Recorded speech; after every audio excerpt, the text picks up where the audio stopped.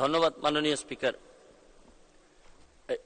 মাননীয় মন্ত্রী, আমার একটা প্রশ্ন ছিল যে শপিং পলিথিন ব্যাগ 95-এ এটা আইন করে বন্ধ করা হয়, এরপরে প্রায় 20 বছর হয়ে গেছে।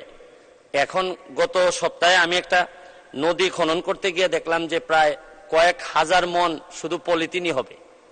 তো পলিথিনের অবস্থাটা এরকম হয়েছে যে শুধু আপনারা পলিথিন ব্যবহারকারীকে ফাইন করে যতটুকু কন্ট্রোল করতে পারবেন, তার চেয়ে পলিথিনের যে ইনগ্রেডিয়েন্ট আমদানি করা হয় এই যে মূল জায়গায়, এই জায়গাতে আপনারা হাত দিবেন কিনা, এক। আর সেকেন্ড হচ্ছে গিয়ে ব্রিকফিল্ডের যে বিষয়টা, শুধু পরিবেশের ক্ষতির সাথে সাথে আমার এলাকায় আমি খেয়াল করে দেখলাম যে কৃষি জমির মাটি সব ওনারা নিয়ে যাচ্ছেন।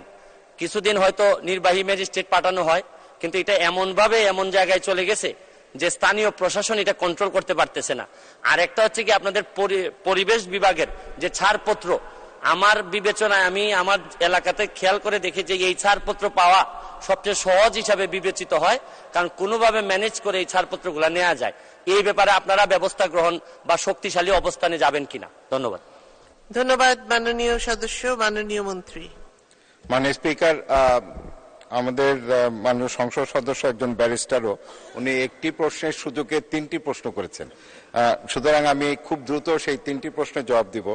প্রথমে হচ্ছে পরিবেশ ছাড়পত্র সহজীকরণ, সেটি আমাদের টার্গেটে আছে এবং আমি আনন্দের সাথে জানাচ্ছি মাননীয় স্পিকার, আজকেই আমাদের মন্ত্রণালয় এবং A2I, হ্যাঁ সহজ ব্যাপার, আমি আসছি, আমরা একটি MOU সই করেছি যেখানে এই বিষয়টি আমরা অন্তর্ভুক্ত করেছি।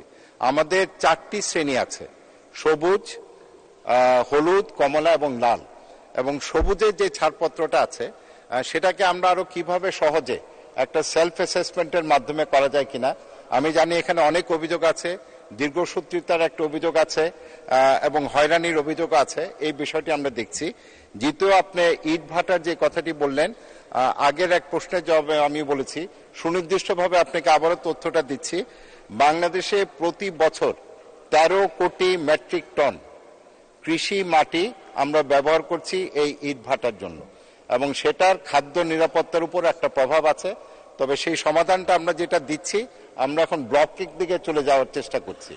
এবং আরেকটা আপনার যে প্রশ্নটি ছিল সেটা মাননীয় স্পিকার, যেহেতু সময় কম, আমি ওনার সাথে কথা বলে সেই প্রশ্নের জবাবটি দিব। আপনাকে ধন্যবাদ মাননীয় স্পিকার।